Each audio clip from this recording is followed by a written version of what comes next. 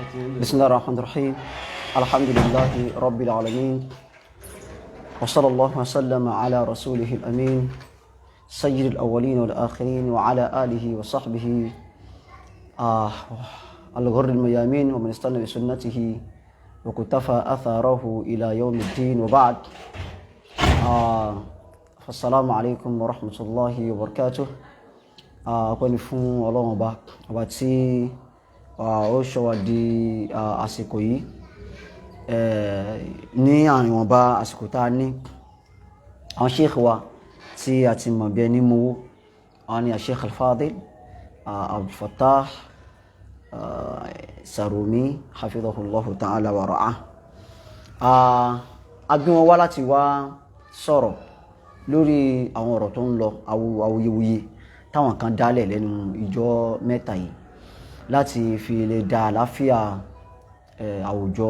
àwùjọ rú gbogbo wa náà a rí pípa tí Ramadan bẹ̀rẹ̀ alhamdulillah nǹkan fún gbọ́ wá sí yanka Qur'an sí tìláwà ń lọ sí wáàsí àti bẹ́ẹ̀ bẹ́ẹ̀ lọ kò sí wàhálà pé yes eré tó bá yóò wọ́n yóò bá yóò kí ní kan kò sí so nígbà tó di pé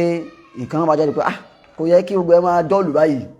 ó yẹ kí kó mọ bọ́ọ̀bù kó mọ hó dáadáa so nígbà tó sì bẹ̀rẹ̀ a rí àwọn èsì ọ̀rọ̀ àti bẹ́ẹ̀ kódà àwọn tí wọ́n ń tako èsì ọ̀rọ̀ pé gbogbo ìgbà náà ní èsì ọ̀rọ̀ àwọn náà ń kọ èsì ọ̀rọ̀ ẹ̀fí silence lọ́dọ̀ yìí tọ́yìb so àwọn náà ń kọ èsì ọ̀rọ̀ àṣẹ àwọn náà tẹ́ mọ̀ pé nǹkan kan bẹ tí wọ́n ń pè ní èsì ọ̀rọ̀ fúnra wọn bí wọ́n ti rí pé ọ̀rọ̀ yẹn ò favour wọn one way or the other so láfọ́ pé ọ̀rọ̀ yìí ó ti wá ń di pé ó ti wá ń kọjá ibi ní ojú tá a fi ń wò ó ti ń kọjá níta fi ń wò pé ṣé ọ̀rọ̀ yìí àbí mi tọ́ ẹ pé ọ̀rọ̀ ìlímí ni alhamdulillah àwọn afá àwọn ti fèsì lórí kọ̀nà tí a ti fèsì pé tọ́ ẹ pé ọ̀rọ̀ mọ̀ ni ọ̀rọ̀ kàfàrọ̀ ni bí kàfàrọ̀ ṣe lọ ni ọ̀rọ̀ hadith ani Muhammad ni bọ́ọ̀ ṣe lọ ọ̀rọ̀ hadith garib pé àwọn afá náà wọ́n tún tọ́mọ́lẹ̀ sí bákan náà ọ̀rọ̀ Abu Hurairah anhu àrùdọ́ àti sọ̀rọ̀ lórí ilé ọ̀rọ̀ ẹni tó súnmọ́ ìyàwó rẹ̀ àwọn afá ti sọ pásítọ̀ lóríṣiríṣi náà ọ̀rọ̀ wọn di pé ẹnìkan ń sọ̀rọ̀ ń sọ pé àwọn tó jáwọn àfáà níbi tí mọ̀ sọ̀kalẹ̀ sí so àwọn náà ni wọ́n ń sọ̀rọ̀ ló ń gbẹnu wọn sọ̀rọ̀ so ọ̀rọ̀ ṣàpọ̀ lórí ẹ̀ àwọn òpìtọ́ ẹni tí a lérò pé yóò lè sọ̀rọ̀ yìí dáadáa pàápàá jùlọ ní ilẹ̀ Yorùbá ń bì ilẹ̀ Yorùbá ká sọ bẹ́ẹ̀ òun náà ni ẹni tí ó wá láti ibi tá a pè ní ààyè tó súnmọ́ àlìjẹ́nnà tó jìnnà sí náà yìí tó wọ́n lè ṣàlàyé because nígbà míì tẹ́lẹ̀ mi bá sọ tó jẹ́ ará àta tó jẹ́ ará lómi ọ̀nà eléyìí ò dáǹkan mọ̀ nígbà tí èsè kò wá láti ìdílé àfà kò sí mọ́ tí ó ń lọ kò mọ́ tí ń lọ ńlọrin láfi ní ká gbé àwọn sheikh wa tán jẹ́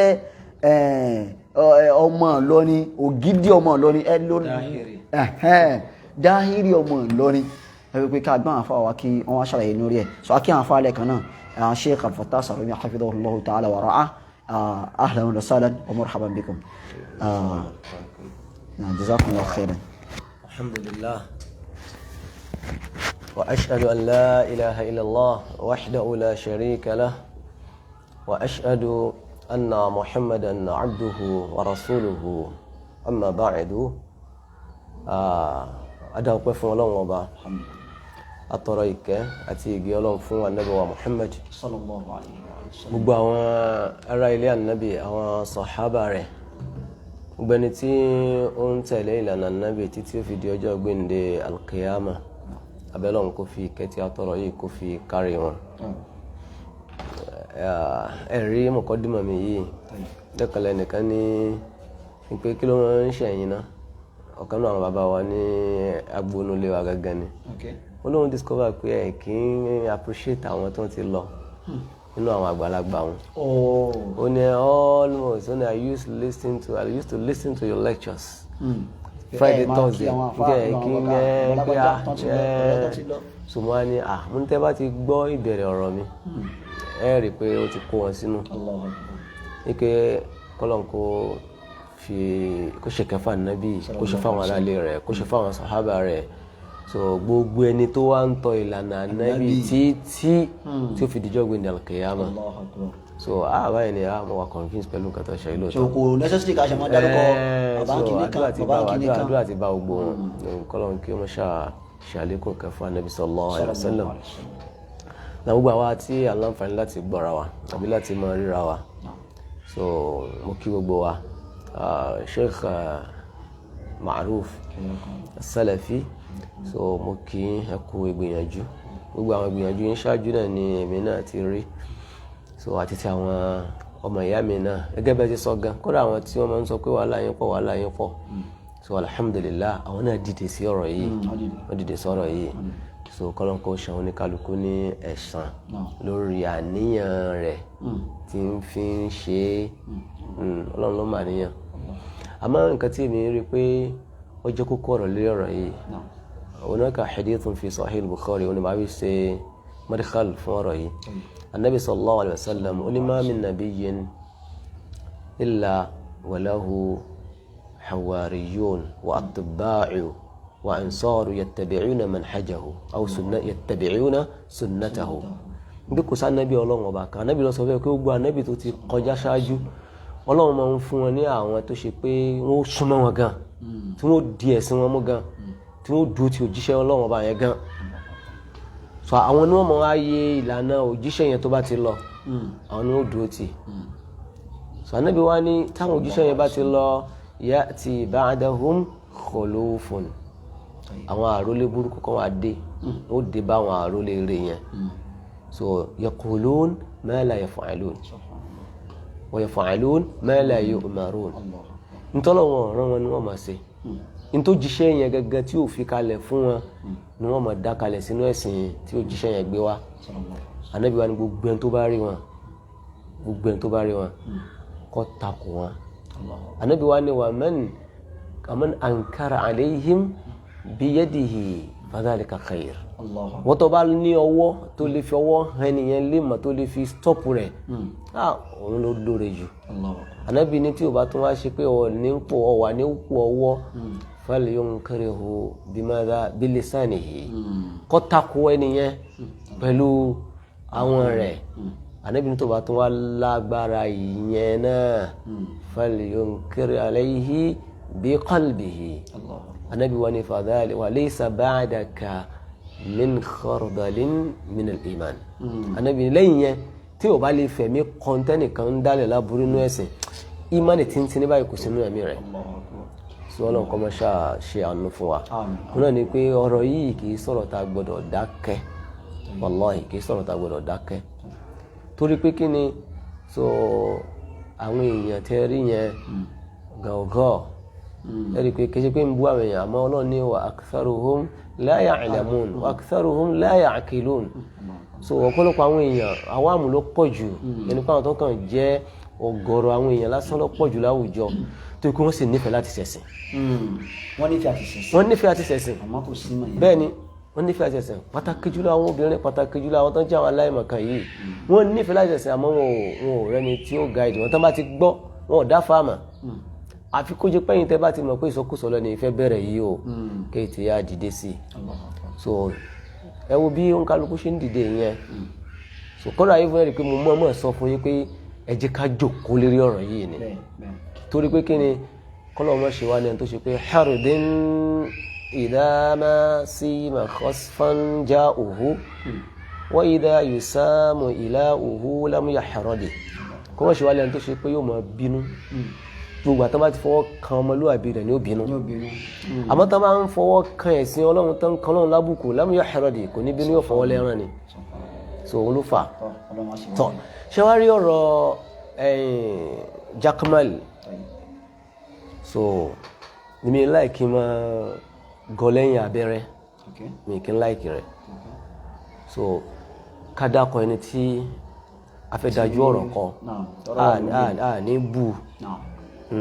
ní bú àti ẹlẹ́mú ìbú rẹ̀ a sọ ẹ̀yìn tó àpé ìbú bá ní tọ́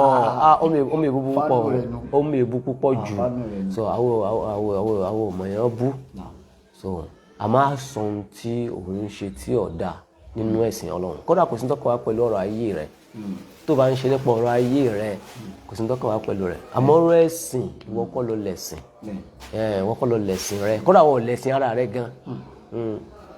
So òun ni pé mo fojú wo nǹkan tó ṣẹlẹ̀ yẹn, òye táwọn èèyàn ń wò lérí ọ̀rọ̀ yẹn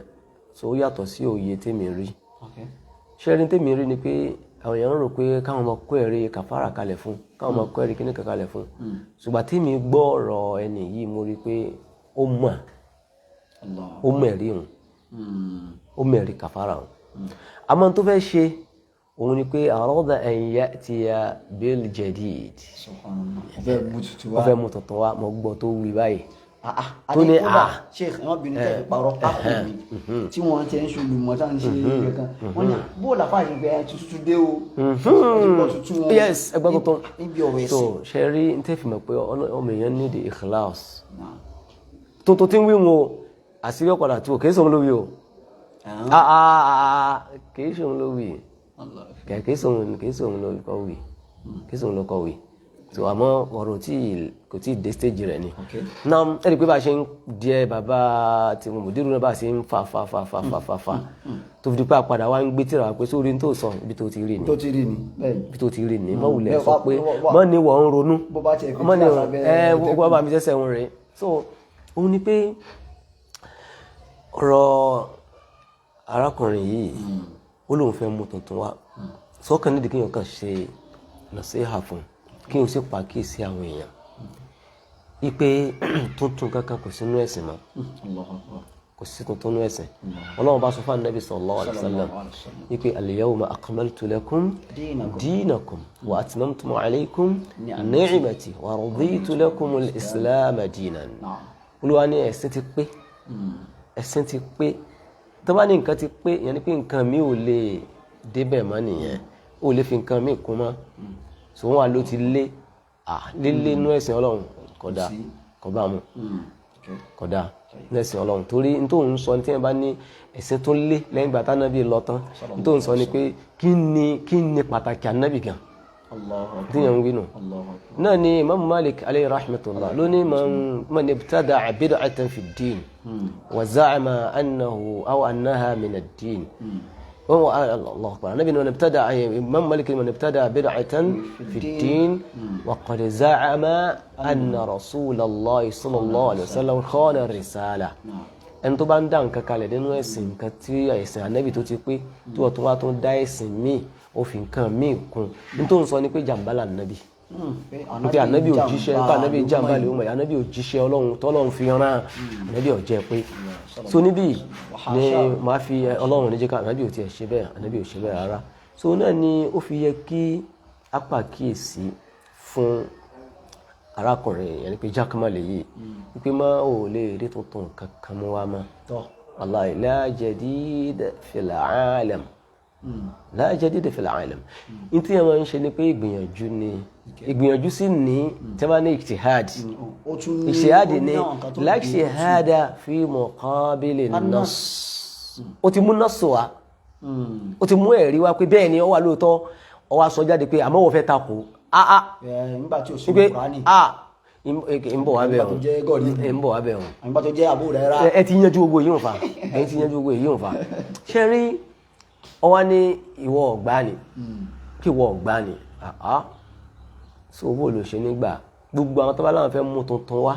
tá ní pé ó ṣe ijtihad so nǹkan tuntun tí ò ṣẹlẹ̀ rí qadiyatun jadidatun òun náà ni wọ́n máa ń ṣe ijtihad lérí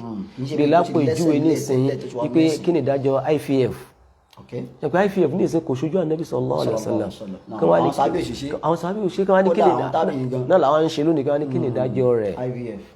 so àwọn afọwà sọ̀rọ̀ lórí rẹ̀ cloning kí ni ìdájọ́ rẹ̀ àwọn afọwà sọ̀rọ̀ lórí rẹ̀ wọn náà máa ń pè ní àwọn qadaya mu'asira àbáwọn àfikànyà mu'asira so ìyẹn ń bẹ tó ẹ pé ìlọba fẹ́ kà ló lè kà kó máa sọ so àmọ́ pé ìwọ ní wọ́n fẹ́ mú tuntun wá nínú nọ́ọ̀sù tó ti clear kò ṣe é ṣe o gbogbo yẹn gbọ́dọ̀ mọ̀ bẹ́ẹ̀ gbogbo mùsùlùmí gbọ́dọ̀ mọ̀ pé tó bá ti wà nínú al-Qur'an tó ti wà nínú hadith Annabi sallallahu alaihi wasallam o lè mú tuntun ní ìwà máa àfi tó bá fẹ́ di kèfèrí torí tí ó túmọ̀ sí ni pé ó tako al-Qur'an àbọ̀ tako Annabi sallallahu alaihi wasallam ẹni tó bá sì takò Ànábì sallallahu alaihi wasallam ẹni yẹn ó fẹ́ wọnà Ọlọ́run àmọ́ yushaqiqi ar-rasula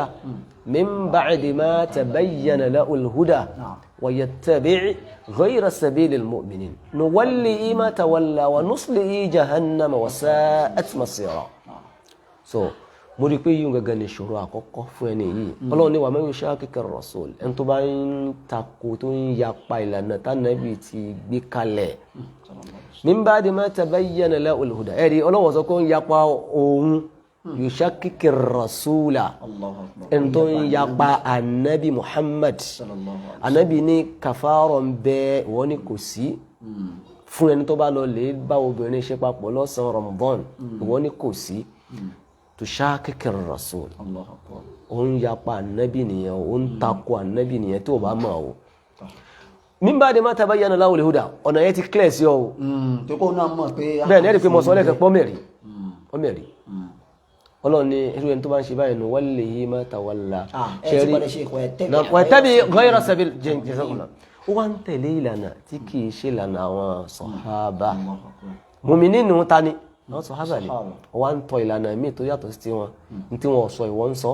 ní tí wọn wí ìwọ́n ń wí bí tí wọn ò dúró sí ìwọ́n ń dúró síbẹ̀. Olúwa ní nuwallihi ma tawalla sẹ́rin tó fẹ́ máa ṣe òun Ọlọ́run ní yóò bára rẹ̀ ń bẹ̀ yóò bára rẹ̀ ń bẹ̀ má bá ń so wa nuslihi jahannam wa sa'at tóbi lè wá bá a lọ tó wá kú sí rẹ̀ bẹ́ẹ̀ ẹnìyàn wọ iná ẹnìyàn wọ iná Ọlọ́run kó má ṣe iná ní ààyè ẹnìkọ̀ọ̀kan wa àti ẹni tí ń sọ̀rọ̀ yìí náà kọ́lọ̀ kó má ṣe iná ní ààyè rẹ̀ kọ́lọ̀ kó má ṣe iná láàyè rẹ̀. So àmì yìí kó báyìí kéyìn ó bọ́ sọ́dọ̀ Ọlọ́run báyìí ọ̀rọ̀ Ọlọ́run kò níyèméjì ń bẹ kò níyèméjì bẹ́ẹ̀ ni wàláì kò sí iyèméjì mi ọ̀rọ̀ Ọlọ́run inna Allaha la yukhlifu al-mi'ad. So kọ́lọ̀ kó má ṣàṣì àánú fún wa eléyìí ni ọ̀rọ̀ àkọ́kọ́. Ọ̀rọ̀ ẹlẹ́kejì mo ní pé mo rí yẹ́rì pé mo ní ọ̀tọ̀ lójú tí mo fi wo àwọn nǹkan yìí mo rí pé ẹni yìí ó jẹ́ aláìmọ̀ nípa sharia Islam kò mọ̀ sharia Islam. So kàfàrà gẹ́gẹ́ tó fẹ́ sọ ń pa rẹ̀ yẹ́rì pé ó establish pé kàfàrà méjì péré níbẹ̀ ó establish ẹ̀ clearly ni. So ó túmọ̀ sí pé tá a bá ní pé n tó fẹ́ sọ̀rọ̀ ń pa rẹ̀ gan ìjọ mọ̀ ń pa rẹ̀ kò mọ̀ ń pa rẹ̀ so ti yé báwọn. So kàfàrà márùn ní ìbẹ̀ nínú Islam kàfàrà márùn ní ìbẹ̀ Islam ó fi méjì múlẹ̀ ẹlẹ́ẹ̀kẹta tó mọ̀ ọ́tàkó. ẹ dákun ẹ má bẹ ṣe àwa tí ẹ wá ń pe ká má ti pè ẹ dákun ẹ kí ká tiẹ̀ bá débi kan àwa fàyè ilé ẹjọ́. Nam tábà lọ wo kàfàrà al-qatli ó ń bẹ nínú Islam bí kéèyàn pààyàn kí ó wá ṣe kàfàrà ó ń bẹ nínú Islam. Tábà lè wo nínú Suratul Ma'idah ẹ̀rí kó gbà yíhun ó sọ yíhun àbí ó sọ yíhun Suratul Ma'idah àyà 45 so ó sọ Ọlọ́run bá ní ipe ẹni tí ó bá ومن يقتل وكتبنا عليهم فيها أن النفس بالنفس والعين بالعين والأنف بالأنف والأذن بالأذن والسن بالسن والجروح قصاص فمن تصدق به فهو كفارة له. So kàfàrà clear báwọn so ó ní ṣe pẹ̀lú pípáyàn ó ní ṣe pẹ̀lú kí yóò wúndìyàn so kàfàrà nù. Náà bákan náà ó tún gba kàfàratul al-yamin kàfàratu zihar okay kàfàratu zihar yes kàfàratu yamin náà ń bẹ nínú Maida 89 Ọlọ́run bá ti sọ eléyìí hàn Ọlọ́run ní la yu'akhidhukum Allahu bil-laghwi fi aymanikum Ọlọ́run ní mi ní mú yín tẹ́ bá kàn sí tẹ́ kàn búra pẹ̀lú tó kàn jẹ́ pé tí lágùwò ní tó pé ẹ̀ kákún ẹ̀ kàn sẹ́ wallahi so kìí kí bọ́yá ẹ̀ serious pẹ̀lú nǹkan yẹn walakin yu'akhidhukum bima aqadtumul ayman. So Olúwa ní nǹkan tẹ́ bá máa ṣe tẹ́ dìẹ̀mí ṣe mi Ọlọ́run ọba ẹni tàn lérí rẹ̀ o wọ́n ní bá kafaratuhu it'amu 10 miskin. So kàfàrà ta ní ìdínà nù Ọlọ́run sọ kàfàrà níbẹ̀. So bákan náà Ọlọ́run tún sọ nínú Suratul Ma'idah bákan náà kafaratul hajj ní 95 aya 95 Ọlọ́run ti sọ lọ́wọ́ ni ya ayyuhal ladhina amanu la taqtulus sayda wa antum hurumun wa man qatalahu minkum muta'ammidan fajaza'un mithla ma qatala minan ni'am yahkum bihi dhawa 'adlin minkum هذا يعني منكم هديا بالغ الكعبة أو كفارة ọ̀rọ̀ hajj nìyẹn ẹni tó bá lọ lè dán nǹkan tán ní kọ́mọ́ ṣe ní hajj wò tó ṣe ọjọ́ mẹ́ta so ẹlẹ́kẹta òun ni kafaratu dhihar ẹlẹ́kẹrin kafaratu dhihar so ẹ bá rí dhihar yìí náà ẹ tún rí i pé àfa yìí ó tún gbé gbági náà ó ní tó bá ti wòyàn sùn báyìí tó wo ìyàwó rẹ tó wá ní ìyàwó mi sì jọ ẹ̀yìn rẹ sì rí lẹ́yìn màmá mi wájú rẹ sì rí bí wájú màmá mi a jẹ́ pé ó ti dèèwọ̀ fún ọnu àbí kó o ṣe kàfàrà àbà síbá ọ̀nà wa dùn. síbá ọba òun kọ́. wọ́n tẹ́ wọn rí ká ẹjọ́ yá mi wọ́n ẹjọ́ yá mi ẹjọ́ yá mi tó kó tó wá di pé ó ti dáwọ́ ìjà. nítorí pé ní kàfàrà nítorí pé ní ziharu ni pé kéèyàn ó gbìyàn bínú inú bíyàn yẹn wá ní pé tí n bá bọ nìkan ṣe papọ̀ tí n bá tún ní nǹkan ṣe pẹ̀lú ìyàwó mi yìí á jẹ́ kí mo ní nǹkan ṣe pẹ̀lú ìyá mi. nítorí pé ní ziharu èmi ṣe gun ìyá mi bẹ́ẹ̀ náà ṣe ìní gun ọmọ ìtumọ̀ ẹ̀ nù ó. nítorí pé ní ziharu nù so mo rí pé ìṣòro yẹn ń bẹ nínú ìṣòro tí arákùnrin yìí ní ẹni tó bá wá jẹ́ tó nídìí ìṣòro ẹ̀kọ́ àfi kéèyàn kọ́ tẹ́ ẹ̀ bá kọ́ ẹ̀ tó máa jà náà ni ẹ̀ tó máa bá fìtínà lọ lè rí ọ̀rọ̀ yẹn náà ni nam èyí tí ó wá jẹ́ èyí tí ó parí rẹ̀ òun náà ni títí kéèyàn láṣepọ̀ pẹ̀lú obìnrin tòun lọ jẹ́lẹ̀ karùn-ún kafaratu jimaa fi ayyam Ramadaniyya kéèyàn báyàn ṣe papọ̀ ó gbéyàwó rẹ̀ ṣe papọ̀ lọ́jọ́ Ramadan so eléyìí ò ní àwa ní ó wà nínú hadith ṣẹ́rí bíi ní ti wá bọ́ sí ìpele ìṣòro ẹlẹ́kẹta rẹ̀ ìpele ìṣòro ẹlẹ́kẹta tó ń dààmú ẹni tá à ń pè ní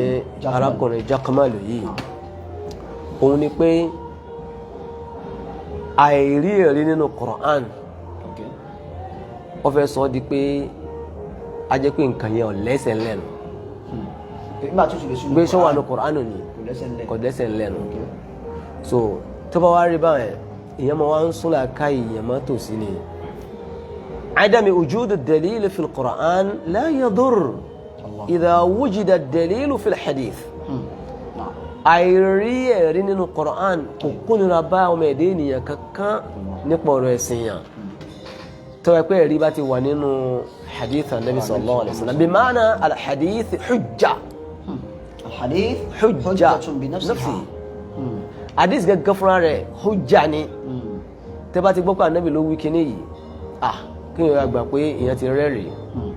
má bá wọn dáwùtù pé ṣó ń bẹ nínú Qur'an àbí kò sínú Qur'an só ti rí ọyẹ kọ gba ti tó pẹ̀lú rẹ̀ ni pé ṣó wà nínú Qur'an nínú àdìsí báyìí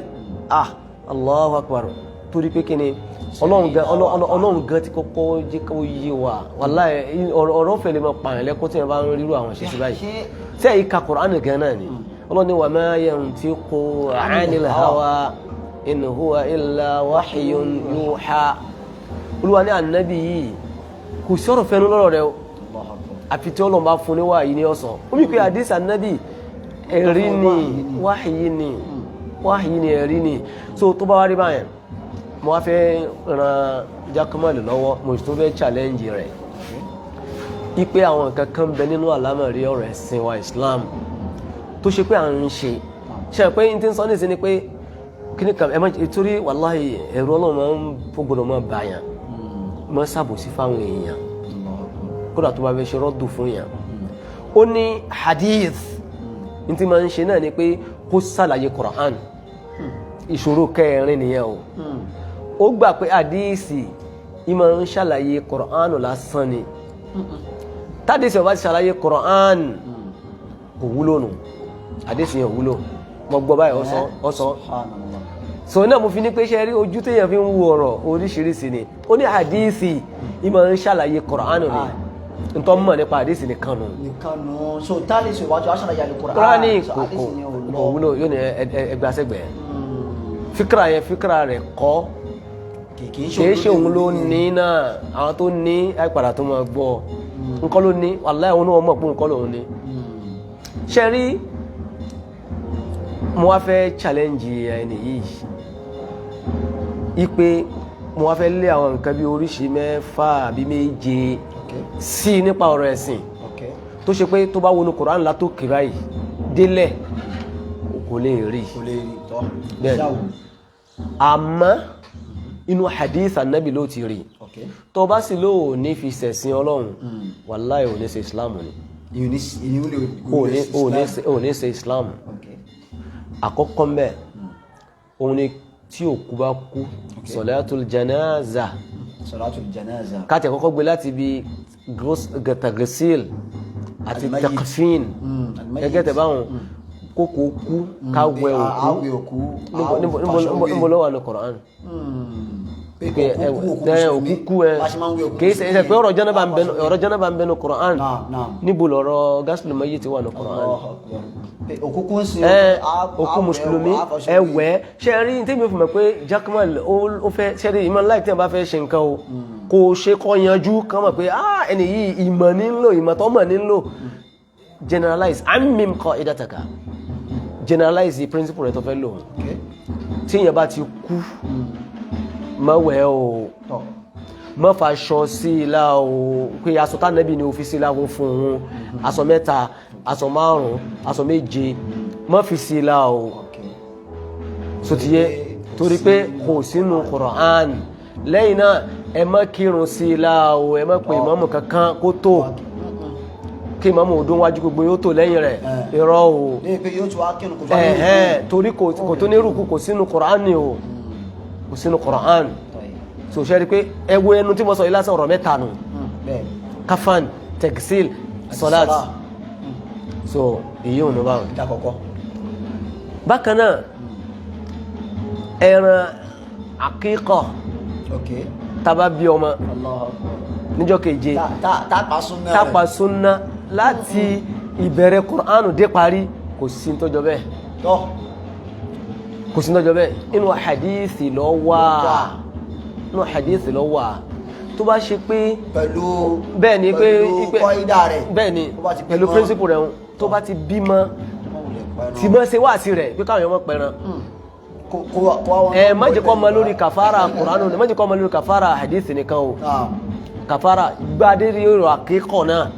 pé bá bímọ ẹ mọ́ pẹran bá ní kílódé kò sínú Qur'an so ìyóònù bákanáà torí pé kí ni Ànábì ló ní yu'aqqu 'anil mawludi yawma sabi'ihi wa yusamma wa yuhlak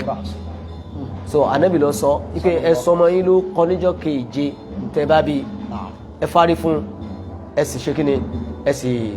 ẹsì pa ẹran fún kódà Ànábì tó ń yẹ pé tó apọ́kùnrin ẹ̀pà 2 tó apọ́bìnrin ẹ̀pà 1 kò sínú Qur'an ó di 2 báwọn Salatul Eidain ìrun Eidul Fitri bá ṣe máa ń kí kí rẹ̀ gangan láti inú Al-Qur'an wòkè dé parí ẹ̀lérí mẹ́ so Ànábì sallallahu alaihi wasallam wallahi kí o ti ẹmọ sọ́rọ̀ báyìí wallahi ọ̀yẹ́ kéré Ànábì pé sí mùsùlùmí ló sọ́rọ̀ yìí ká ṣe kéré ìlànà Ànábì báyìí so Salatul Eidul Fitri bí a ń ṣe ń kí Ànábì sallallahu alaihi wasallam òun ni ó ṣàlàyé rẹ̀ bẹ́ẹ̀ náà ni ti Eidul Adha bá ń ṣe ń kí Ànábì ni ẹran tá ń pa Ànábì sallallahu alaihi wasallam ló ní á pa bẹ́ẹ̀ ni ó sọ̀rọ̀ ẹran tá pa fún wa bẹ́ẹ̀ ni àtàsìkò tá pa ó sọ fún wa níbo ló wà nínú Qur'an so bákan náà nínú àwẹ̀ láwà yìí obìnrin tó ń ṣe haid tó ń ṣe nǹkan oṣù lọ́wọ́ tí ò ní gbààwẹ̀ níbo ló wà ní Kùránì pé tóbìnrin bá ti ń ṣe nǹkan oṣù kó má gbààwẹ̀ ẹ lè rí ṣe máa ṣe wá sí máa sọ jáde wípé tóbìnrin bá ń ṣe haid má gbààwẹ̀ tó bá ní kí ló dé kò kúkú rẹ̀ wọ́ kò rẹ̀ so àdíìsì yẹn ọ̀dọ̀ Ànábì sallallahu alaihi wasallam ló ti wá kọ́dà ń jọ tẹ́nìkan bí Aisha radiyallahu anha ipe limadha naqdi as-sawma wala naqdi as-salah Aisha ni akadha umirna bá Nabi ṣe pa wá láṣẹ nu bá Nabi ṣe pa wá láṣẹ nìyẹn so pípẹ́ Ànábì lọ sọ fún wa pé tá a bá ti ń gbààwẹ̀ ká stop so ẹwọ kò sínú Qur'an so bẹ́ẹ̀ náà ni obìnrin tó bá bímọ náà ní kó má gbààwẹ̀ pẹ̀lú ẹ̀jẹ̀ bímọ ní táìmù tí ẹ̀jẹ̀ bá ń jáde kó má gbààwẹ̀. tí wọn náà sì mọ̀ pé bẹ́ẹ̀ ni àwọn tá a sọ yìí náà ẹni màálù bẹ́ẹ̀ ni nínú dín níbi lọ́rọ̀ kò sínú ẹsẹ̀ ayé sì ti ṣàlàyé rẹ̀ fún yàn bẹ́ẹ̀ náà ni ọ̀rọ̀ tó ń fà yìí náà màálù mi náà dín níbi dọ̀rọ̀ ó ti gbajúmọ̀ àwọn yẹn ti mọ̀ pé ìdájọ́ Ọlọ́run lélẹ́yìí ṣùgbọ́n kan náà salatu tarawih jẹ́lẹ̀ kẹfà gangan ni ó jẹ́lẹ̀ keje ẹlẹ́keje méjì náà mo ní ìdàkọ́ ó tún kú o but nítorí àsìkò salatu tarawih irun táwọn ń kí nínú Ramadan aṣámú bó lọ́wọ́ ní Qur'an látòkè kanlẹ̀ so Ànábì sallallahu alayhi wa sallam òun ni ó mú wa Ummuna Aisha radiyallahu anha ó ṣàlàyé bá Ànábì ṣe máa ń kí fún wa so eléyìí Ànábì sallallahu alayhi wa sallam sì jáde ó kí fún ọjọ́ àkọ́kọ́ ó kí fún ọjọ́ ẹ̀kejì so bí ó ṣe di pé ó wà nù kódà even Allahu Akbar ẹwùjọ́ kẹta tẹ́fì mọ bí Ànábì ṣe tó nínú ẹ̀sìn yìí látọjọ́ kẹta Ànábì ó jáde mọ́ àdéhùn mẹ́nu Bukhari ikú ìgbà tí àwọn èèyàn wá retí Ànábì fá níjọ́ kẹta ilẹ̀ wa di pé alfajari ń tó bọ̀ Ànábì wa jáde sí wọn pé ẹ máa lọlé ìpín tí òjé ń jáde sí yín mọ́ ni pé ẹ̀rù ń bà mí an tufrada alaykum kó mo wá dọ́ràn àyàn lẹ́yìn lórí sọ nǹkan báwọn kò sì wá láti inú Qur'an so àwọn nǹkan yìí láfi mọ̀ pé kí nǹkan mọ̀ rí nǹkan nínú Qur'an kò túmọ̀ sí pé kò sínú ẹ̀sìn wa bá a rí ọ̀rọ̀ kàfárọ́tù jimá fi Ramadan ká mọ̀ rí nínú Qur'an kò túmọ̀ sí pé kò rinlẹ̀ so bákan náà naam ẹnìkan náà ń sọ tóun náà ń sọ nísìnyí wọn bí kí n sáyé jọ́sí ní ṣókè ní wípé náà ní Ramadan nìkan lòun sọ òun sọ pé níta Ramadan lò ẹ̀dá kò ṣe ní kí yàtọ̀ ń bẹ nínú tó súnmọ́ ẹ̀nu Ramadan ẹ̀yìn kí nínú Ramadan náà là ń wí nínú Ramadan náà là ń sọ ẹni tó ń gbàwé ọ̀ràn yẹn náà là ń sọ ṣé tó bá ti yẹ pé ìmọ̀ ló bá fẹ́ tú jáde ni èyàn wò pé àwọn ìmọ̀ ń bẹ lábẹ́ rẹ̀ wípé ṣé ìyàwó tí wọ́n bá láṣepọ̀ ṣóun náà ṣe kàfàrà ni àbí kò ní ṣe kàfàrà n ta mọ̀ ìhìn àmọ̀ pé ìmọ̀ lọ fẹ́ sọ nù tí ìmọ̀ lọ fẹ́ sọ nìyẹn so ọlọ́mọṣà ṣe àánú rẹ̀ fún wa náà ẹ̀rí pé àwọn èèyàn ń takò Jaqmal níbi ọ̀rọ̀ yàwọn èèyàn jáde gan-an lóríṣiríṣi lórí hàn so wallahi mo fẹ́ ṣe nàṣẹ́hà fún gbogbo àwa tá à ń takò ẹ ṣe dá bẹ́ẹ̀ ṣe ṣe òun bí àdéhùn mo sọ bẹ́ẹ̀ ni ẹ̀yin kọ́ Ìlọrin gangan ni mo fẹ́ lọ Ìlọrin gangan ni mo fẹ́ lọ ṣe rí Ìlọrin ẹ̀ ń ṣàbòsí àbòsí ń bẹ nílọrin tá à ń ṣe ìsọ pé kò sí ń lu mi náà o àmọ́ ìtìtì ìlú wa lèmi ń sọ yìí bẹ́ẹ̀ ni dáhìrì ọmọ lọ́rin kódà mò ń sọ níjó ní pé ọkùnrin tó ń pè ní Jaqmal wàláhì kò wá dáhìrì ọmọ lọ́rin wàláhì Ìlọrin mọ́ ní ládàbí tí ó pa àgán máa ń sọ láàrin ara pé ládàbí Ìlọrin lélẹ́yìí àbá bí bó bá tiẹ̀ gbọ́ ládàbí ẹ̀sìn yìí ó yẹ kó gbọ́ ládàbí Ìlọrin yìí tẹni tó bá máa ń tẹ̀lé ọkùnrin yẹ mọ̀ pé kò fẹ́ sí ẹni tí ò lè bú kò sí ẹni tí ò lè bú yóò tó máa wá sọ jáde yóò tó wá máa sọ jáde pé ọ̀rọ̀ burúkú ń bẹ ní ẹnu òun yìí al-muslim la yakunu la'anan wala shattam anabi mùsùlùmí ò gbọdọ̀ jẹ́ni tí ó máa lẹ́kẹ̀ẹ́ bú tí ó tún ọmọ sọ pé kátó wá ní òtún sọ pé kátó wá lé ọ̀n jáfa ṣíbí wọn náà ti ń bímọ káwọn ọmọ rẹ ọmọ rí ọ pé wọn náà ló bú bàbá Kàmálì rí ní èbú tí è ṣe díẹ̀ la ilaha illallah ó ní agbára Ìlọrin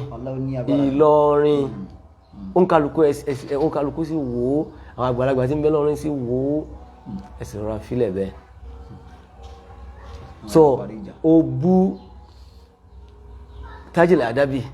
ẹni tó bá láyé àgbàlagbà ó bú ní ìbú tí ṣe díẹ̀ ìbú tí ṣe díẹ̀ kò yẹ sẹ́ni tó kò báyìí ni kéṣe pé kí wọ́n sọ ìyẹn lè sọ tí èèyàn ṣe tí ọ̀dà but kò nídìí ebú kò nídìí ebú so ẹni tí wọ́n fi jẹ Sẹ́ríkí Málàmí lónìí ó bú nílọrin náà àfa gbà ńlọrin ó bú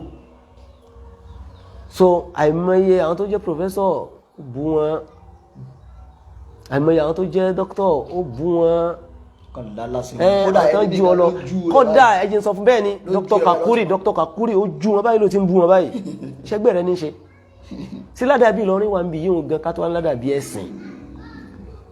so gbogbo àwọn nǹkan yìí èmi ò support gbogbo àwọn ènìyàn o nǹkan ń sọ fún ọ pé ṣé eléyìí bá mu nínú ẹ̀sìn Ọlọ́run nínú ẹ̀sìn Ọlọ́run so òun ni pé Ìlọrin gẹ́gẹ́ ní ládàbí ọmọ dáhìrì Ìlọrin kan ní máa wúrú wà báyìí kí mọ́gàjí lè wọ́n máa fà lọ́wọ́ tó wà pé ẹnu mọ́gàjí tọ́ pé kódà gbogbo àwọn ará àdúgbò lè péjọ pé lágbájá irú èwo ló ń sọ yìí so níbo ni Ìlọrin wà sí Ìlọrin ò mọ́rú ẹ̀ ṣe máa ní Ìlọrin ò mọ́rú ẹ̀ ṣe máa ní. àbí wọn gbọ́ tọ́ bóyá tá a bá lè fún ọ lẹ́skíwùsì bóyá wọn ò gbọ́ àmọ́ ẹ mọ̀ wọ àwọn tán gbọ́ náà ṣe báwọn ìṣẹ̀lẹ̀ kan náà ti ń ṣẹlẹ̀ ṣáájú ṣe dára bó tí mo sọ pé Ìlọrin ń ṣe nìyẹn o bó tí mo sọ pé Ìlọrin ń ṣe nìyẹn òun ni pé irú ọ̀rọ̀ tẹ́ni yìí ń sọ torí ọ̀rọ̀ kan bẹ́ẹ̀ náà ó kó tọ́pìkì kan òun ni pé ó sọ pé òun hétí ẹyẹ Abu Hurairah yẹn ni òun hétí Muawiya yẹn ni ó wá mú stance kan wá wípé tó ń bá tètè rí àdísì Muawiya báyìí ọ̀rọ̀ Muawiya níjẹ́ báwọn o òun láyé òun nídìí ẹ̀ àfi tó bá jẹ́ pé ó bá jẹ́ tẹ̀ríbù àbí tẹ̀ríbù kí ní kankan láyé òun ṣẹ̀dákùn bí kẹ́nìkan sọ pé tí n bá rí ọ̀rọ̀ sheikh kọ́ adákọ̀ ẹnìkan tó pàtàkì lọ́dọ̀ àwọn èèyàn oní ọ̀rọ̀ dandan lóyún mọ́ sọ́fà subhanallah sọ́hábà nàbí ṣé ó ní tí mo kàn fẹ́ sí fún ẹni yìí náà sí ha nípa yẹn òun ni kí wallahi ẹni tó bá ń bínú àwọn sọ́hábà nàbí ẹni yẹn fẹ́ di kèfèrí ni torí àyà Qur'an ni Allah ọba nínú suratu Fatih bí Muhammadu Rasulullah walladhina ma'ahu ashidda'u 'ala al-kuffar ìgbà tó wá ń bábọ̀ wá ó wá ní liyaghiza bihimul kuffara àwọn sọ̀hábà dá débi pé kèfèrí nínú ó sì máa bí kèfèrí ó máa bínú sí wọn so wọ́n wá ní wọ́n hẹ́tì Abu Hurairah ó hẹ́tì Muawiya implication ni pé èyàn lè di kèfèrí yóò di kèfèrí àyàfi tẹ́ ní ẹ̀bá ẹ̀sìn sọ̀rọ̀ lókun tọ́ ẹ ṣeun wallahi ara challenge tí mo fún un àfi tó bá rí establish ipe Abu Hurairah laysa sahabiyan àbí Muawiya laysa sahabiyan tó bá rí establish bẹ́ẹ̀ wallahi ó sì wálé kò sí ṣe ó kò possible hada mustahil kò sí ṣe so kódà ẹni tó wá rí ànábì níjọ́ kan àbí ọjọ́ méjì àbọ̀ṣẹ̀ kan ló fi rí ànábì ló fi jókòó pẹ̀lú ànábì sallallahu alaihi wasallam ó ti di sahaba wa idha mata ala al-iman tó sì kú lórí pé islam tó gbà wọn náà ló kú lórí rẹ̀ sahabi ni respect ńláńlá náà lè yẹn gbọ́dọ̀ máa fún wọn ẹ wá wo ọ̀rọ̀ kan tí wọ́n ń sọ lọ ń padà bọ̀ ọbẹ̀ ọ̀rọ̀ lọ́rin o ń padà bọ̀ wábẹ̀ so ó wá sọ̀rọ̀ kan pé ọdún mélòó ni Muawiya lò lọ́dọ̀ ànábì Abu Hurairah wọ́n ti ṣe fatimu mọ́kà tẹ́ka kí Muawiya tó gba islam ó ní la ilaha illallah rasulullah yani naqilu kufrin laysa bi kafirin àbí naqilu fahisha laysa bi fahish mo kẹfẹ́ kóòtù ọ̀rọ̀ rẹ̀ ni ó ní Muawiya oníjù lọ gba islam nígbà tó rí pé nǹkan ọwọ́ ti fẹ́ bà wọn tán àwọn ilé yìí ńlá kí n tayọrú yìí hùn nítorí wọ́n bá ní ṣe wọn ní ṣe so ọwọ́ àǹsọpọ̀ ọdún mélòó ọdún mẹ́ta ọdún mẹ́rin níwàá fún ọ ní àwọn àlàyé tó sì jẹ́ bí challenge fún ọ tí wọn náà bá sí wà sincere gbogbo ẹni tó bá sí wà sincere yóò mọ̀ pé ìsọkúsọ lẹ́nu yìí ń sọ Sheikh Adamu náà ní fi ṣàpèjúwe fún yín inú àwọn ọmọ kéwú wọn tó ṣe pé ẹ sì lè rí wọn yọ kúrò nínú ọmọ kéwú kódà yín gan ẹ mọ̀ ní àwọn àgbà ọmọ kéwú làwọn eléyìí wọ́n jẹ́ lọ́dọ̀ Sheikh Adam ẹlòmíì ò lè jọ ọdún mẹ́rin lọ́dọ̀ wọn ní ìdádí náà ká Sheikh Sugululu kí náà ká ẹnìkan ti ẹ̀sọ́ wọn gbọ́ tó rí àbúṣebí sékì ní ó ní ìtìdáyé gan ní lọ́wọ́ ìdádí ni ó dà pé ìdádí ló ṣọ́ so ọdún mélòó ni bẹ́ẹ̀ ni Professor Otuyo ìdádí ni wọ́n kà ní America iná àti àwọn ilé bí àwọn Sadat bẹ́ẹ̀ni Markaz. náà Sadat Markaz so kí ni problem àti bẹ́ẹ̀ lọ tí mọ́ máa dákọ̀ àwọn èèyàn ni torí afẹ́fẹ́ tá a wà so tòun ti bẹ́ẹ̀ náà àṣírí wọn yọ kó nu ọmọ kéwu Sheikh Adam tòun ti pé ẹnu ọdún kan bẹ́ẹ̀ni kí wọ́n wá fi ru àsìkò yẹn ẹni tó wá ń jòkó tà Nabi sallallahu alaihi wasallam fún ọdún mẹ́ta gbáko wọ́n ń ṣe degree course lọ́dún mẹ́ta nísìn bẹ́ẹ̀ lọ Malaysia degree course ọdún mẹ́ta ń bẹ so tó fi gba degree so kí wọ́n wá ní pé kò tó kátẹ̀ wá sọ pé nítorí tó wá yí ẹnìyẹn ó ní pé Abu Hurairah radiyallahu anhu àwọn ọ̀rọ̀ tí sọ̀hábà kan bá gbọ́ lọ́dọ̀ sọ̀hábà ó gbọ́ lọ́dọ̀ rẹ̀ òun ó sì sọ ó sì ha ó sì gbé jáde wọ́n dá akọ rẹ̀ pọ́nmú náà ló gbé wá so míwá nǹkan ló ti gbọ́ ọ̀dọ̀ sọ̀hábà kan ló ti gbọ́ kò ní ìdíkan máa sọ pé sọ̀hábà yẹn lọ sọ mọ́ ó lè sọ pé Ànábì lọ sọ tó jẹ́ mọ́ mawqufu hukman tó jẹ́ marfu hukman sórí yẹn náà ń bẹ so gbọ́dọ̀ àwọn nǹkan yìí ló wà nínú mà tí o fi mọ̀ pé ẹni yìí ń kẹsẹ̀ bọ́ṣẹ́ nínú ọ̀rọ̀ ọmọ ni so ẹ wá wo àwọn tí wọ́n ń takò nínú àwọn ará Ìlọrin tí wọ́n ń takò àwọn ilékéwò alimi precisely ilékéwò afá alimi precisely so wọ́n takò àmọ́ ìtakò yẹn ṣe kí ló dé títí ẹ lé títí mùdírù ò lé nígbà yẹn gbogbo ẹ̀yin tẹ́ ń jáde ní ìsìn náà kí ló tẹ́ ẹ̀ jáde nígbà tí mùdírù náà ń sọ kí ni tí Jákàmálì ń sọ tó yàtọ̀ sí tí mùdírù ń sọ ìbéèrè tí ń bẹ bí ara lọ́rin nìyẹn o gbogbo ẹ̀yin tẹ́ owó jáde ní ìsìn yìí alhamdulillah irú ẹ̀yin náà ní ìsìn ẹ jáde nígbà tí mùdírù ẹ̀ sì kúkú bú ẹ̀ ń ṣe rọ́dù fún rọ́dù ilmi náà ni afa kutubi náà jáde wọn bú mùdírù rọ́dù ilmi náà ni nkálukú ayé náà ní ń jáde àbú wọn rọ́dù ilmi náà ni so kò sẹ́ni tí ń bú ní wa kí ló wá dé tó yẹ pé ń gba àwọn ẹ̀yìn kì í dìbọlé tó wá di pé ń bi eléyìí náà lẹ́wà ṣetán lẹ́wà ń sẹ̀tẹ̀ ẹ̀wà ń hóyàyà jáde so ẹ̀wà múra kankan sí lẹ́lọ lè pe àwọn àfáà wá láti nọ́ọ̀tì nígbà tí mùdírù kí ló dé tẹ́ lọ pé àfáà wá nígbà tí mùdírù pé irú tán ṣe fún Abdul Jabari kọ́dà èmi sọ ń gbà yẹn àwọn èèyàn ń sọ pé tán ṣe fún Abdul Jabari ní nọ́ọ̀tì yìí ní Kánò yìí nítorí ẹ̀kan ṣe fún mùdírù náà ni lọ́rin dákẹ́ ni kọ́dà ìlúmí tó ẹ̀yà ní ilé kéwú yìí gangan ilé kéwú àfáà límì wọ́n sọ wọ́n ìsúnkọ́rọ̀ jẹ padà ọjọ́ kejì ipe náà èmi ò bú dírú o mi ò ṣe kí ní o mi ò ṣe fẹ́ ní ẹ sọ̀rọ̀ ní ẹgbẹ́ bọ́rọ̀ ní ẹ sọ lẹ́yìn náà mo kí fún ti ẹ̀wọ̀n náà ó léwájú o níbo ni ó jí níwájú bó ló ti níwájú kéèyàn ní ànábì Ìsá kò ní padà wáyé mọ́ ní bó ló ṣe níwájú tó kílẹ̀ náà àdísà ànábì sallallahu alaihi wa sallam tí ò rújú nípa ànábì Ìsá ń padà bọ̀ ayé ìròrí ohun ṣé wájú tó ní sí ládọ́dọ̀ àwọn sọ̀hábà ni náà ti fà á bí ẹnìkan jọ́ kan tí wọ́n ń kọ́ àti àwọn ṣe iṣẹ́ kan nínú kíláàsì nù wọ́n á bi lẹ́kṣọ́rà wọn wípé ṣé ọ̀rọ̀ ànábì Ìsá ní pé kò ní padà wáyé mẹ́ ẹ̀dàkùn fẹ́ mọ́gbà tí rúrí yẹn gan ẹ̀ máa yìí nínú Islam sínú Islam sí àwọn ànábì àwọn sọ̀hábà mà sí àwọn tàbíùn sí wọ́n mà àwọn tàbíùn wọ́n mà àwọn tàbíùn mà sáwọn àyímà Malik, Shafi'i, Abu Hanifa, Ahmed sí wọ́n mà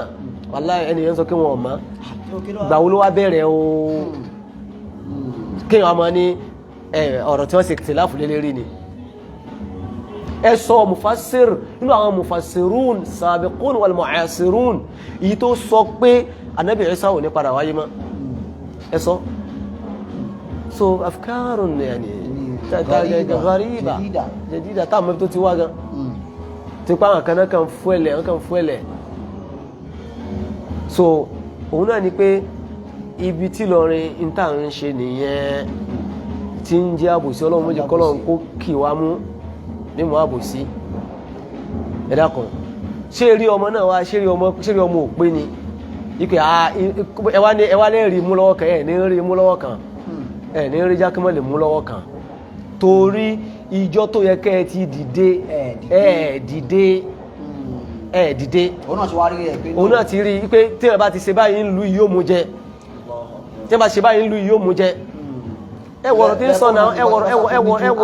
ẹwọ̀rọ̀ tí ń sọ mo gbọ́ nítorí apá àwọn àfáàgbà yìí bá pè wọn sóhun ní dáwọn lóhùn ni tẹ́ bá sọ pé kóhun máa sọ̀rọ̀ ọ̀rọ̀ yìí mọ́ sóhun ní sọ ni sóhun tó wá kọ́ntínú rẹ̀ ni yes mo ní ọ̀dà fún ọ báyìí ó mì pé tí ń sọ náà ni pé àwọn tó yẹ kí wọ́n pè wọn pè wọn ìsìn kẹfí pẹ́yìn tẹ́ ń takò ohun yìí kìí ṣe takò tọlọ́run ti tọlọ́run ti elimi bẹ́ẹ̀ni kìí takò tọlọ́run ó rí pé nǹkan bẹ́ẹ̀ni ṣùgbọ́n tí wàá sọ jáde wọ́n ní gbogbo ẹni tó bá ti ní nǹkan mistake tó wà ṣe náà nìyẹn o tí gbogbo ẹni tó bá ti ní nǹkan pẹ̀lú àfa àwọn ẹ wo àbòsí ṣé mùdírù mẹ́ríkà sọ kọ́ ń kéwú nígbò lo jòkó sí kíláàsì nígbò lo jòkó ń kíláàsì tó ti ẹ̀dẹ́ mẹ́ríkà sí rí gan ni ó sì ń pera rẹ pé ọmọ kéwú ẹ̀ka sí ni ọmọ àbáláyé ni ọmọ àbáláyé ni ọ ní kankan kí ni so òun náà ni pé nam ìwọ ń pèrè ní wọn Ọbalagidi òun fi rẹ̀ ti sí pé àà Ọbalagidi ń sìn ó sì ìjókòó 1 minute bẹ́ẹ̀ ni nílé kéwù yẹn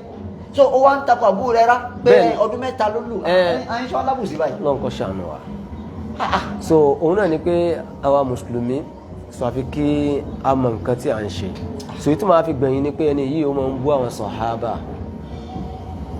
wallahi jí ká mọ̀ pé èèwọ̀ ńláńlá ni èèwọ̀ kí wọ́n bú sàhábà la takhud fi sabbi sadatin madaw innahum laysu bi ahlin lizalal innahum laysu bi ahlin lizalal Ibn Wardinu ó ní tí ń ṣẹlẹ̀ tó náà fi kọrú orin ń gbà wọn tó láwọn akọrin yìí kàn kọrin lásán la takhud fi sabbi sadatin madaw ẹ má bá wọn bú àwọn aṣáájú tó ti lọ o tó bá ní sàádá àti àwọn sàhábà lákọ́kọ́ ó ní innahum laysu bi ahli lizalal wọ́n yìí ṣe ni tó ní tó èèyàn wérewère wọ́n yìí ṣìyàn náà dáradára kí lọ́mọ bú wọn fún so Abu Hurairah radiyallahu anhu ẹni yìí ni ẹni àpọ́nlé ni so ẹni tí yẹn máa ń ṣe dáadáa kí yẹn gbọ́dọ̀ mọ́ tọrọ yọ́nú Ọlọ́run Ọba fún ni tí yẹn bá fẹ́ rí yọ́nú Ọlọ́run Ọba náà méjì ká gbé kọ́ọ̀lù náà ẹni louder náà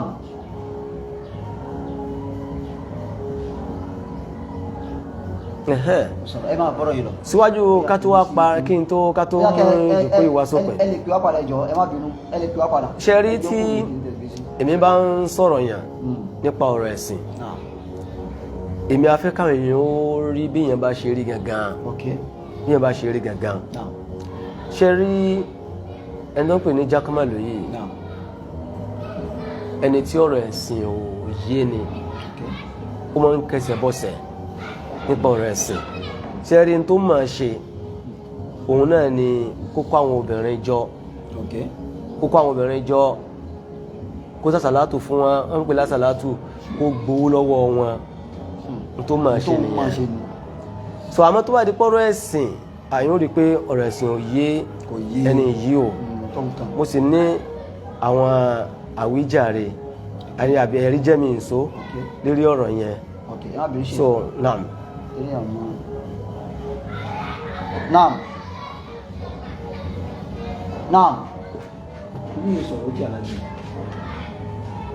sẹ́nìkan kọlù. bẹ́ẹ̀ wọ́n kọlù ẹ̀ tí ẹjọ́ kò mí kí n tó wà. naam ṣé eléyìí lè lọ. ìtìwé sọ́ra. ẹ̀yà àtàwọn pé ok. ṣé ti rí kọlù. hello. ó ti lọ. kò sọ̀rọ̀. náà. ẹ lè gbé wá padà. bóyá network lọ́tọ̀ọ̀tọ̀ so eléyìí bó la ṣe fẹ́ ṣe tó fi láwùdù náà. ọ̀nà mọ̀ mọ̀ àwọn yẹn ti ń pè wọ́n ti ń pè gan. ẹ dákun ẹ bá ní sùúrù ẹ jẹ́ kí n wo nǹkan náà torí àwọn ti ń pè. síwájú ká tó wá pa kí n tó. àtọ̀dọ̀ wọn nìyẹn ọ̀ọ́kọ́ yẹ pé iṣẹ́ ti yọkọ̀ lùlù tutù tọ̀rọ̀ tí.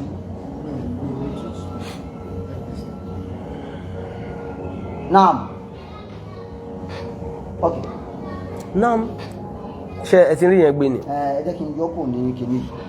tó dà pé hello now wa alaikum salam gbọ́ni dáadáa ẹ má bínú. ṣe rí ẹ̀gbọ́n dáadáa bí ẹ jẹ́ kí n mọ bọ́rọ̀ tèmi lọ ṣe rí ẹni yìí ó ti rí àwọn nǹkan tí ó ń jẹ́ òdòdó tó sì ti sọ̀rọ̀ bí ẹni tó bá fẹ́ ń jẹ́ aláburú ṣe máa ń rí nìyẹn. ẹ má bínú ṣe. ok. naam. wa alaikum salam ṣe lọ́dọ̀ kàtún naam. ẹ káàárọ̀. ok à ń gbọ́ yín. nípa ọ̀rọ̀ tẹ́ ń sọ nípa ọ̀rọ̀ Ìlọrin exactly bó ṣe rí náà nìyẹn. mo ti pé àfáàwà ni problem tí majority wọn ní. nínú tí a gbọ́ from reliable source. torí ẹni tí wọ́n hàn kọ́ program yẹn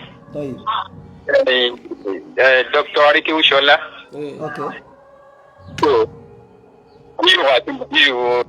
wà sínú ìjọba for program yẹn. So University of Ilorin ló ti ń teach ní Department of Arabic. So ní táwa gbọ́ torí pé University of Ilorin èmi náà ti parí ní Department of Arabic mo ti parí. So nínú tá a gbọ́ ni pé nígbà tí wọ́n mẹ́ṣíà tí wọ́n tako mùdí mẹ́ríkàsì nípa ọ̀rọ̀ pé ànábì Ìsá ń padà bọ̀ àbí kò padà wá. Wọ́n ní mùdírù mẹ́ríkàsì ní pé ọba Ìlọrin ìpè ẹ̀gbọ́n tá ń sọ ọba Ìlọrin ló wá pé mùdírù dáhùn pé dáhùn wàsúnà yìí pé ìtàn sọ yẹn kálọ̀ rí náà kálọ̀ kó jẹ ló fi fà tí wọ́n fi kọ́rọ̀ yẹn jẹ lọ́jọ́ kejì. Subhanallah. wà á nìyẹn tó àkọ́ńtò rí lẹ́bùsọ̀ táwa gbọ́. nínú tí ẹ mọ mùdírù dáhùn pé dáhùn wàsúnà mo mọ Dr. Arikewu Ṣọlá dáadáa. Gómìnà náà wà ní pé ìfẹ́ àfẹ́jù fáwọn àwọn afá. Ìfẹ́ àfẹ́jù ẹgbẹ̀ta tó gbọ́dọ̀ tako ṣe kájà bọ̀ ẹgbẹ̀ta tó kọjá torí ẹ̀ jẹ́ pé wọ́n rí gbogbo àwọn àfóòsúnà tó ń takò wọn bí gẹ́gẹ́ nígbà tí wọ́n kú síra wọn ọ̀pọ̀lọpọ̀ wọ́n sì máa ń kó tọ́lá àwọn àfóòsúnà sọ ọ̀pọ̀lọpọ̀ ó dà ó wà nínú àwọn tó jẹ́ kó mọ̀lẹ́kàsí ó wà nínú wọn tó jẹ́ kó wọ́n mọ̀ pé tí mùdírù ń sọ ò dá wọn àti jáde takò wọn ó ní pírọ́blẹ̀mù wọn. Problem kan nínú yẹn àwọn ò lè dúró tí ó tọ́ ṣe bí nígbà tí jákèmọ́lì tó sọ tiẹ̀ náà nìsín ọ̀pọ̀lọpọ̀ àwọn Amẹ́ríkà sí ni wọ́n ń tẹ̀lé tó sọ wọ́n ní bẹ́ẹ̀. gbogbo wa wà tá a mọ tó tọ́ àmọ́ nígbà tó yẹ kí bí àwọn tí ó tó ní làákàyè ní gbogbo wa gbogbo wa náà mọ tó ti lọ náà kódà tó yẹ kó kò kéwu rárá ó mọ̀ pé táwọn afọ́hùn tún náà sọ òótọ́ ni. so àti àtàwọn ti ní pé gbogbo àdéhùn tí ó mú yẹn tí ó fi rí òótọ́ lẹ̀ tí ó fi nílé tẹ̀lé ọlọ́mọdé á lè ṣe ọmọdé orí tọ́. ọlọ́wọ́n bó ṣan ẹni yìí ní ẹ̀san olóore ṣe rí tá bá ń sọ pé wọ́n ń wo àwọn nǹkan kan pé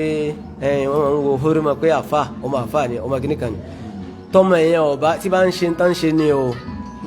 tí bá ń ṣe tí lọ́rin ń ṣe ni o wàláì tí bá ń ṣe tí lọ́rin ń ṣe ni bọ́mọ yẹn ṣe léwu kọ́ jẹ́ ọmọ ilé àfà tó bá ti di pé kò ṣe tí lọ́rin ń ṣe mọ́ kò ní ní hórímọ̀ wọn lọ́dọ̀ wọn mọ́ o kò ní ní lọ́dọ̀ wọn o kò ní lọ́dọ̀ wọn o kò ní ní lọ́dọ̀ wọn ìfẹ́ fẹ́ ọ̀rọ̀ ju báyẹn lọ na òun ni pé ṣẹ́rí ẹni tá à ń sọ ìjákùmọ̀ lè yìí mo ní káwọn èèyàn bá lè mọ irú èèyàn tí ń ṣe kágbé kọ́lẹ̀. naam wa alaikum salaam wa rahmatullahi. ẹkú gbàdá. alhamdulillah. ọdún gbàngàdà fún wa. àmín àmín. ntẹ́mi fi nílò ntẹ́mi rí sí ọ̀rọ̀ Ìlọrin ni pé kọ́lọ́mù jẹjẹ pé ìlú mi ní tún wá di pé mo kọ́ lọ ní tó ní ọjọ́ wájú nǹkan méjì ló wà lára Ìlọrin nǹkan àkọ́kọ́ ṣe arábòsí ó ń dààmú Ìlọrin ẹlẹ́ẹ̀kejì àfáà mi nísìbẹ̀ wo gbà tí mùdírù sọ̀rọ̀ nípa ìjáàbù ẹ rí i pé àti bí ìjáàbù àti ẹ̀há tó kọ̀ǹdẹ́mù ẹ̀ gbogbo àwọn tó pera wọn nílọrin àgbàjì nílọrin kò sí ẹnìkan tó sọ̀rọ̀ àbùsí ni bẹ́ẹ̀ wá jẹ́ tọ̀bọ̀ pásítọ̀ tó ṣe wọ́n pé bo ni ìrún wà nínú Kùránì kìnìkan ẹ wò ńgbà tí Àbíbù Lágbàjì tó jáde ló sọ̀rọ̀ mọ́ kọ́mẹ̀tì ń jọ́nà pé mùdírù sọ nítorí báyìí lọ nígbà ẹ̀há kí ló jẹ́ sọ̀rọ̀ kan ó bá ní ó bá fọ̀rọ̀ alájà ẹ̀ lọ́bẹ̀rẹ̀ náà fọ̀rọ̀ alájà ẹ̀ bẹ́ẹ̀ mùdírù sọ ó ní mùdírù bọ̀dá àwọn ni àti pé mùdírù jẹ́ bọ̀dá àwọn kó mọ̀ tẹ̀sí rú. ṣẹ́rí ẹjẹ́ tó sọ kíní kan náà kún fún yín bí ṣẹ́rí ẹnìkan bẹ nílọrin wọ́n ń pè ní Shamasad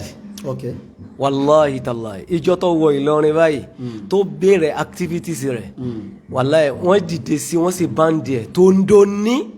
kọ̀sọ́kẹ́lẹ́ mọ̀kán lọ́rọ̀ ó ní mọ́ṣáláṣí kò gbọ́dọ̀ jáde bọ́ta kó lóun ṣe programu ní Ìlọrin mọ́ kódà iwájú mọ́ṣáláṣí rẹ̀ kò gbọ́dọ̀ ṣe nǹkan kan bẹ́ẹ̀. ẹ wàá mọ tó fẹ́rẹ̀ ni àti ọba Ìlọrin wà náà kọ́nà bá ẹ má sọ̀rọ̀ àwọn ọba wà àwọn ọmọ parọ́ àwọn àbá. so àwọn tó bá ń jẹ iṣẹ́ níbi tí sunna nabi sallallahu alaihi wasallam lóòótọ́ ọmọ sàn lẹ́nu mi lójú méjèèjì náà là ń pè Ọlọ́run ọba kó jí ká máa tọ̀ gbogbo tó bá ti jẹ́ àwọn aṣáájú báyẹn a gbọ́dọ̀ sọ̀rọ̀ wọn lé publicly lórí media so ẹ má jẹ́ ẹ má fa olé tì kí nìyẹn o ká mọ̀ torí pa fẹ́ ṣe nǹkan kan táwọn àròlé fa olé tì nǹkan kan mí o so ẹ dákun dẹ́lẹ́yìn náà. Naam. Naam. Naam.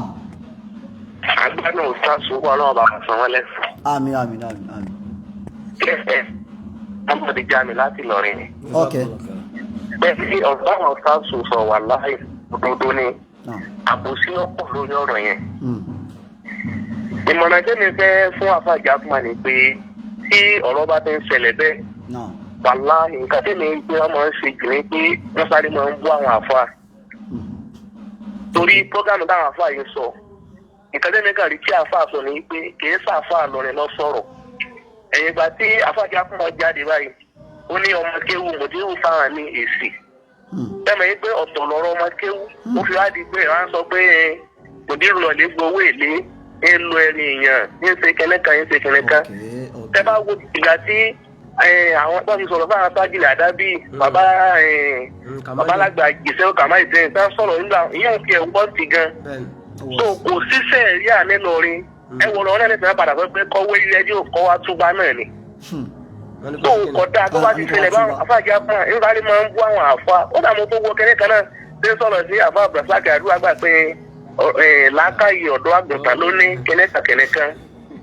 òsì nǹkan tí ọba ti sí nínú kitabu wa sunna kò yẹ kéèyàn máa sọ tẹ bá wo orí intanet yẹn abájẹ fún ọ sọ pé sọlú kàmọrọ àìtúmọ ní òsọ látànàbí dàpọ. ẹ má wọrí màá débẹ̀ nísìnyí ohun gẹ́gẹ́ náà nìkan tó fẹ́ mú wa ẹ jẹ́ sọ fún mi. ẹ má wọrí àwọn sheikh wọn ṣàyẹ lórí ẹ pẹ̀lú gbọdọ jazakumullahu khair ẹ ṣe. naam ṣe rí ẹni tí mo fẹ́ gbé jáde náà nìyẹn ipe ẹni yìí ẹni tí ń ṣàbòsí fèrè ara rẹ̀ ni. ẹ dákun ẹ jẹ́ ká ti ní sùúrù láti. ẹ má kọlù náà ẹ má kọlù ẹ jẹ́ kí sáré ẹ dákun a máa kọ́ tiẹ̀ torí pé a fẹ́ play nǹkan ẹ jọ. na ṣe rí ẹni yìí ẹni tó ń jẹ́ pé ó ń ṣàbòsí fẹ́mi ara rẹ̀ ni torí kéèyàn ti kọ́ sọ ohun tó jòròdò síwájú kó wa tó máa sọ international bí. ẹ jẹ́ ká pèlè ẹ jẹ́ ká fọ́n lẹ́ ó ti kọ́ ti. so kéèyàn tó wá máa tún sọ ọ̀rọ̀ mi lẹ́yìn rẹ̀ mo fẹ́ kí gbogbo wa náà ká gbọ́ ọ̀rọ̀ ẹni yìí lákọ̀ọ́kọ́ so. bá anabi ti sàlùwàlá anabi kọ́ sọ fún sàbí kan wípé ó sàlùwàlá báyìí ó wá yọnu ó wá ṣe báyìí anabi ó kọ́ sàbí kankan lálùwàlá ó tún lè rà anabi ń kọ́ wọn lálùwàlá báwọn anabi ó sì kọ́ sàbí kan níhun sọlú kàmára ayé tó mú ní òsọ́lí irọ́ ni anabi ò wí bẹ́ẹ̀ sọlú kàmára ayé tó mú ní ìzọ́lí anabi ọ̀sọ́ bẹ́ẹ̀ anabi òwí bẹ́ẹ̀. so ẹ wò yín bá ẹ rí i pé ó fi rinlẹ̀ ipe sọ̀lú kàmáàrà ètò múni òsọ́lé anabi òwí bẹ́ẹ̀ tọ́ ó ṣe nọ́fíìwù rẹ̀. ẹ tó wá máa wo ohun ẹ máa wo the same ohun yìí náà gangan fúnra rẹ̀ nípa ọ̀rọ̀ irun nípa ọ̀rọ̀ àlùwàlá ẹ wo ohun tó ti sọ ṣáájú tẹ́lẹ̀. so anabi kọ́ wa gbogbo sahaba pátá ni wọ́n rí bá anabi ti ní sàlùwàlá ẹ̀wọ̀n ní sẹ́ bá a ṣe ń sàlùwàlá kò tiẹ̀ bá wọn so anabi kọ́ wa gbogbo sahaba pátá ni wọ́n rí bá anabi ti ní sàlùwàlá ẹ̀wọ̀n ní sẹ́ bá a ṣe ń sàlùwàlá kò tiẹ̀ bá wọn so anabi kọ́ wa gbogbo sahaba pátá ni wọ́n rí bá anabi ti ní sàlùwàlá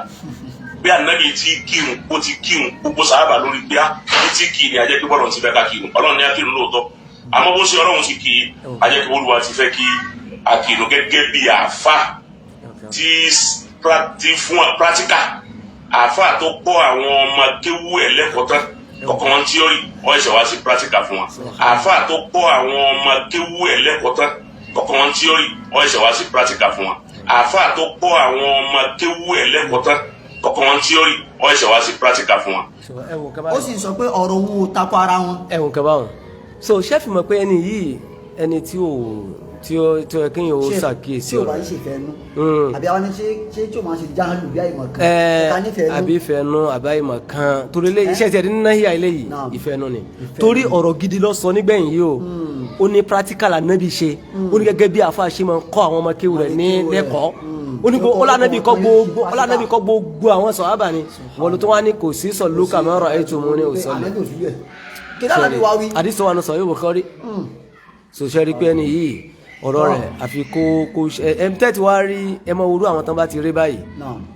ẹ rí pé wọ́n máa ń ní gọ́ràdù wọ́n sì máa ń pọ̀ lóríṣiríṣi ẹlòmíì lè ní gọ́ràdù pé òun kàn fẹ́ dá wàhálà lẹ̀ kàn máa pariwo òun bá ṣe ń pariwo mòdírò torí ṣe rí ní tí bá ń jẹ́ aburú ní máa ń wo ẹlòmíì o so then àbí kó jẹ́ pé ó kàn fẹ́ máa dá aburú tiẹ̀ náà kalẹ̀ fúnra rẹ̀ ẹ wò ẹni yìí bí gbogbo yẹn ṣe mọ̀ pé n ti ń jẹ́ yahoo kọ́dà tó bá fi tì sọ́dọ̀ àfa kan pé oníkàwọn yẹn mọ̀ sí yahoo àfa àwọn ó sì takò lẹ́sẹ̀kẹsẹ̀ ṣé ẹ wo ọkùnrin yìí ẹgbọ́n tó wí nípa ọ̀rọ̀ àwọn tó ń ṣe yahoo ó ní àwọn ọmọ eléré pípé ní máa ń ṣe yahoo inna lillahi wa inna ilaihi raji'un bẹ́ẹ̀ ni ẹ wò láwùjọ yìí kí wọ́n mọ̀ pé sẹ́ẹ̀rí kí wọ́n mọ̀ ní pé àwọn èèyàn àwọn ọmọ tí ń dáná kí wọ́n lè rí wọn pé púpọ̀ kí wọ́n ní hikima púpọ̀ so kọ́mọ̀ jẹ́nu mi ẹ̀yin náà ẹ gbọ́. gba samsam tó ọmọ tí ọba gba samsam àbá yọ sẹrú ẹgbẹ tí ọjà bàbá gbogbo ọmọdé bá dé tí bá ṣe yahoo láyé ọjà rẹ àgọ yẹn ṣe yahoo ọgbọ ayakumula òun tún wọn fàájà ó ṣá kutukutu gbogbo yahoo ayé gbogbo ọmọdé ń ṣe yahoo láyé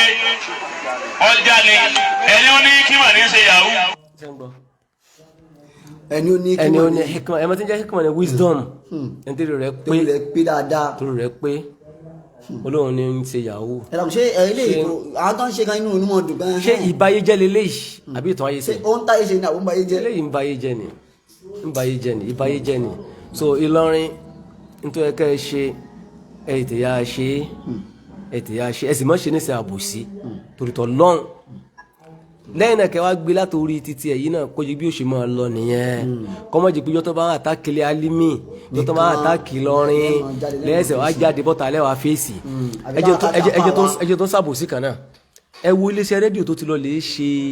kinní yẹn iléeṣẹ́ rédíò sóbí náà máa ń pè wàláhì ọkùnrin tí ń sọ pé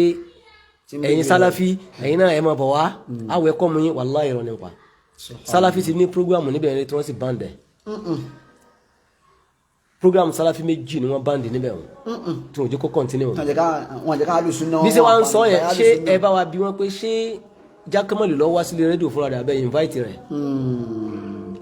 ẹ̀yin náà ẹ invite onísúnà náà ẹ invite Sálàfí náà wá tó a pẹ́ bá fẹ́ wá sincere wọ́n á ní ìwọ náà máa bọ̀ wá so ń bọ̀ wá fúnra rẹ̀ ni ara àbòsí Ìlọrin tí ń sọ fún yín nìyẹn o yìí nílùú mi náà lábòsí tiẹ̀ o wọ́n náà mọ̀ sọ tìlú yín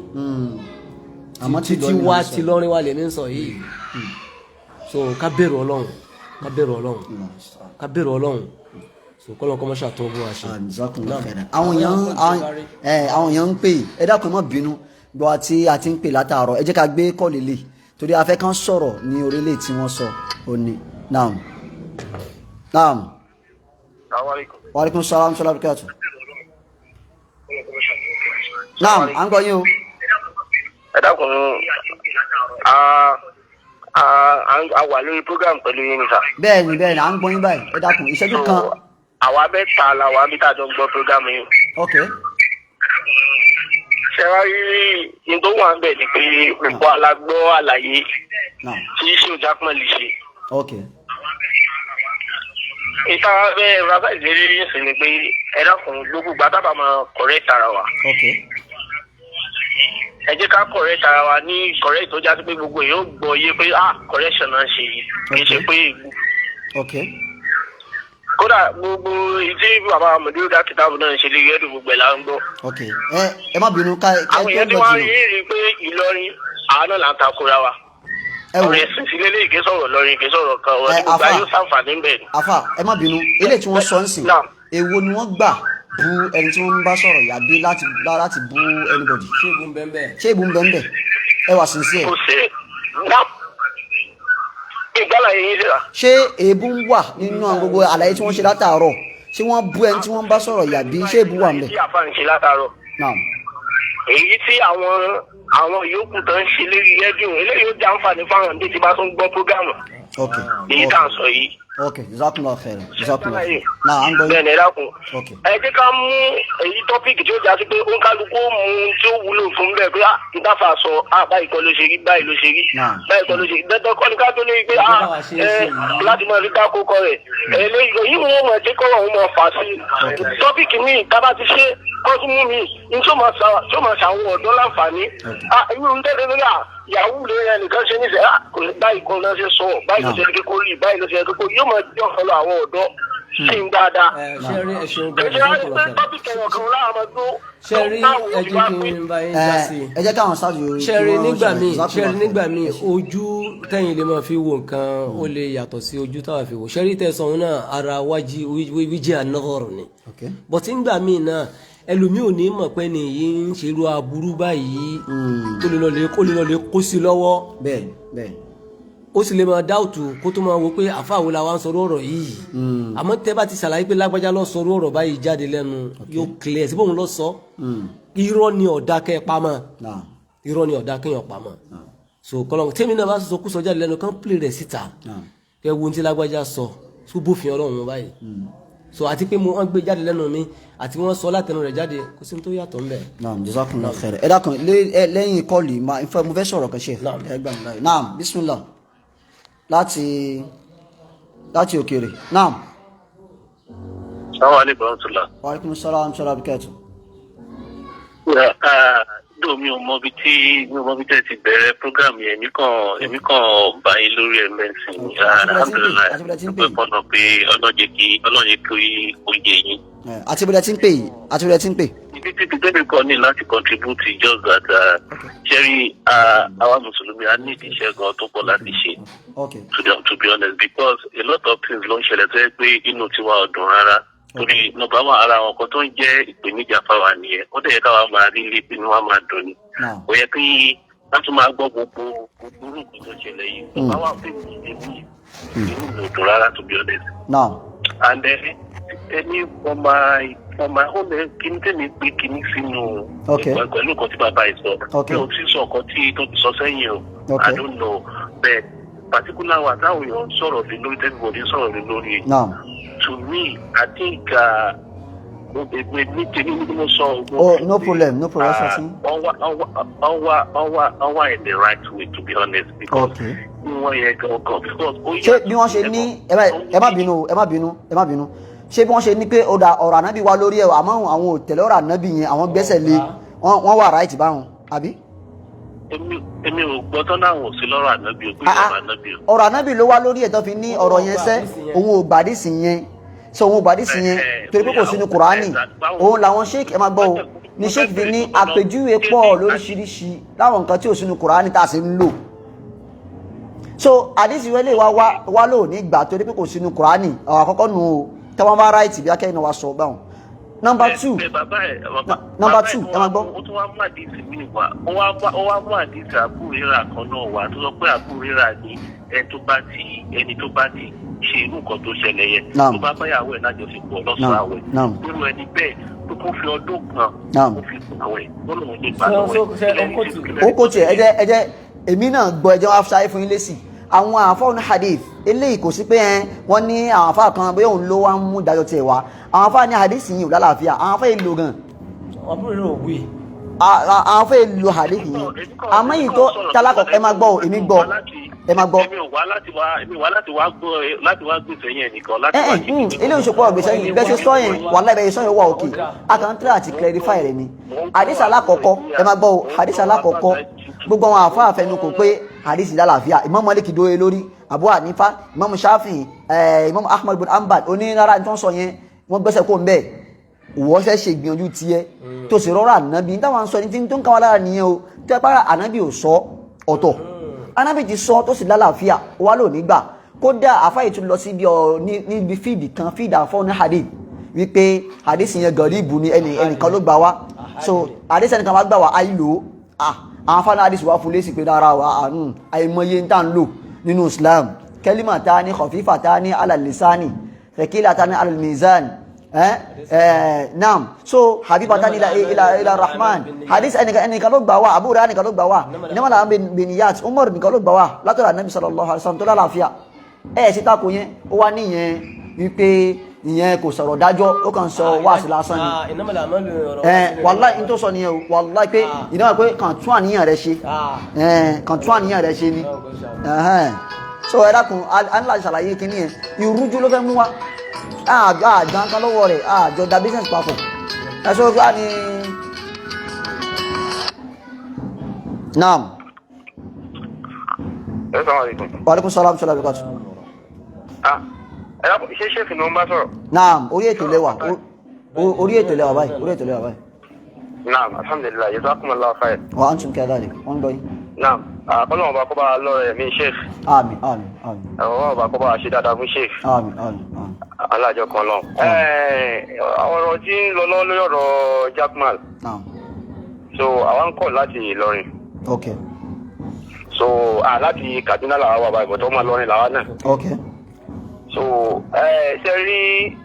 in fact ọ̀rọ̀ tí ṣètò àgbékalẹ̀ yẹn ọ̀rọ̀ ńlá ni o Ọlọ́run bá kó ṣe dáadáa fún wa tí wọ́n sì ń dùn lórí àlámà rí jẹ́ sí yẹn nàná ọ̀rọ̀ yẹn. tó ti yé tó pé ọ̀pọ̀lọpọ̀ àwọn àfáà ó rẹ̀ kọ̀ọ̀kọ́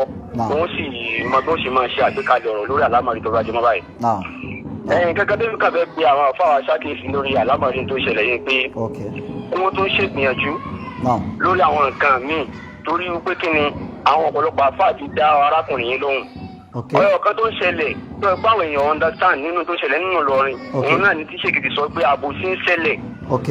tó ń ṣẹlẹ̀ tó hàn kárárá tó jẹ́ pé wọn ò sì fi ṣe ṣẹ́ṣe gbogbo àwọn bàbá wa tó jẹ́ pé àwọn ènìyàn ṣe bá ṣe máa ń sọ̀rọ̀ wọ́n ní àwọn ń tẹ̀lé àwọn bàbá àwọn ẹni tẹ́ bá sì wo táwọn bàbá wọn sọ ọ́tako ọ̀yàtọ̀ sí táwọn ń sọ. sóde tó nídìí eléyìí nísìnyí wípé nǹkan tí mo wá rò dáàbò lórí tó ṣẹlẹ̀ ńlọrin torí pé wọ́n máa ń jẹ́ ìbànújẹ́ ọkàn fáwọn táwa nọ́ọ̀tì àìlè rí bí proud pa àjọmọ̀ lọ́rin gan. torí wípé kí ni agbègbè bí tá a wà tẹ́lẹ̀ àwọn rí bí proud pọ̀ mọ́ lọ́rin ni wá torí pé kí ni ká bá wọ̀ ọ̀pọ̀lọpọ̀ àwọn àfáà nọ́ọ̀tì níbẹ̀ àwọn máa ń fojú wò lọ́rin pé Ìlọrin ìlú tó nímọ̀ ni. bọ̀dí ń sìn wọ́n fojú kéré lọ́rin pé ìlú yẹn gan kì í ṣe ìlú tó lálàáfíà. Subhanallah. torí wípé kí ni ti ń jáde nínú Ìlọrin lẹ́tì ra máa ráwọn ọmọ yahoo Ìlọrin lẹ́tì máa ráwọn tí ń ṣẹbọ Ìlọrin lẹ́tì máa dán àwọn tí ń dórí èèyàn Ìlọrin làwọn ọ̀pọ̀lọpọ̀ ń sá wá látàrí pé wọ́n ń saburú. ó láwọn kẹta jọ sọ̀rọ̀ nígbà ìjọ kan wọ́n ní àwọn ń lọ sí Ìlọrin àwọn bẹ́ẹ̀ ló lè gbàgbára wá irú àgbára wo ni ságbára tó lóun ní àbáragbára èṣù. Allahumma sa'an Ọlọ́run ṣe dára fún wa yóò ṣàánú wa. nǹkan ìbànújẹ́ fáwọn àtàwà nínú tìmí tó ẹ wá rí ìdẹ́nu àwọn ọ̀sán gbà lọ́rin ni wípé bí Ìlọrin ṣe wà yẹn wallahi billahi alladhi lára nǹkan tí mo discover ni wípé Ìlọrin ò rẹ́dì láti ṣẹ̀sìn gẹ́sẹ̀ lọ́rin nìkan ká má fi ọ̀rọ̀ lọ́rin nǹkan gbẹ̀mú bọ̀ tí lọ́rin wọ́n lẹ̀ sí jù wọn ò rẹ́dì láti ṣẹ̀sìn wọ́n rẹ́dì láti kẹ́sìn ọmọ ṣe àwọn ni. ṣẹ̀sìn ẹni tó bá pé èèyàn tó for example ẹni tó bá lọ school ni wọ́n retí pé kóhun lọ lè gẹ̀ẹ́sì result ni ẹni tó bá lọ lè kéwọ́n retí kóhun lọ lè kóhun gẹ̀ẹ́sì result látàrí pé yóò ṣe ìgbìyànjú. gẹ́gẹ́ bẹ́ẹ̀ náà lẹ̀sìn ọlọ́wọ́ bá aláṣọ náà dára ṣe rí torí pé kí n gbogbo aláàárín tí ẹ̀sán jẹ́ òmìnira kí a máa kọ́lọ́wọ́ bá aláàkóso wá lẹ́sẹ̀ lórí ẹ̀. jazakumullah khair ẹ ṣe gan-an wáyé àpótí. eléyìí ni wípé bó ṣe wà àwọn èèyàn rẹ́dí àti ṣẹ̀sìn wọ́n fẹ́ kí wọ́n ṣe àwọn ohun lọ́pọ̀lọpọ̀ tí ń bí àṣàlátù. ṣé lọ́rọ̀ Jaqmal ẹnìkankan làwọn fẹ́ wọ̀ làwọn èèyàn sí nílọrin ni pé àwọn ń bí ọlọ́run bàbá àwọn àfáà ló ń kọ́ àti àwa down because not làwa gbé àwa dẹ̀ yìí one way traffic làwa ń lọ. àmọ́ ọ̀rọ̀ tó bá ń dàrú báyìí a ní àwọn ìgbésẹ̀ tá a máa ń gbé tó bá gbé nọ́ọ̀tì ló bá wà ní ó ní ìgbésẹ̀ tá a gbé lórí ọ̀rọ̀ àwọn Jaqmal ni ọ̀rọ̀ ṣe àfa àbíbù ni ọlọ́rọ̀ tá a gbé ó ní ìgbésẹ̀ tá a gbé lórí wọn but àwọn àfa ní kásàmọ́ fún àwọn àfa lórí ilẹ̀ náà ṣùgbọ́n káwọn àfáà tó ṣe ti gbìyànjú kódà tó sọ lóhùn àtàkì èsì tí ṣèkò wa tán pé àwọn àfáà sí nígbà ọtí ìrọ̀lì ìgbà tí wọ́n bá dé ilé Sheikh Alimi gbogbo jáde wàláhì ìwé tí wọ́n ti mọ jáde síwájú àwọn àfáà yìí ń gbìyànjú wọn yọ ọgbà àwọn Sheikh Abdul Fattah yìí gbogbo gbìyànjú wọn yọ wọn gbìyànjú. Jazakumullah khair wàsàn ala àti gbẹ̀yìn Jazakumullah khair ṣe gan ẹ má wọrí Ìlọrin yóò ti dákẹ́ tó dé pẹ̀lú gbọ́lọ̀ inshallah Sheikh ẹ dákun ẹ bá fún ọmọ náà bẹ́ẹ̀ ṣe ń bọ̀ yẹn ẹ dákun ẹ má bọ̀ wá lọ rẹ̀ kájọ wá kúnṣẹ́ papọ̀ ni ẹ má gbọ́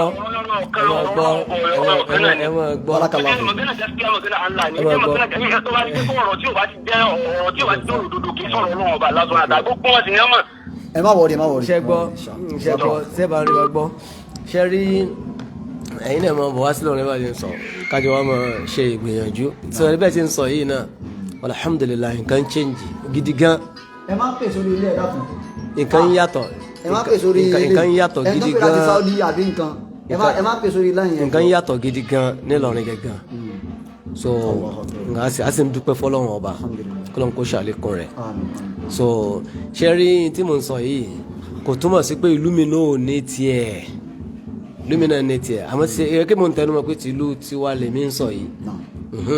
so ó sì lè má possible fún ọ kó o lè sọ ìwọ tó o bá ń sọmọ lọrin ó lè má possible fún ọ láti lè sọ so ti yé báwọn so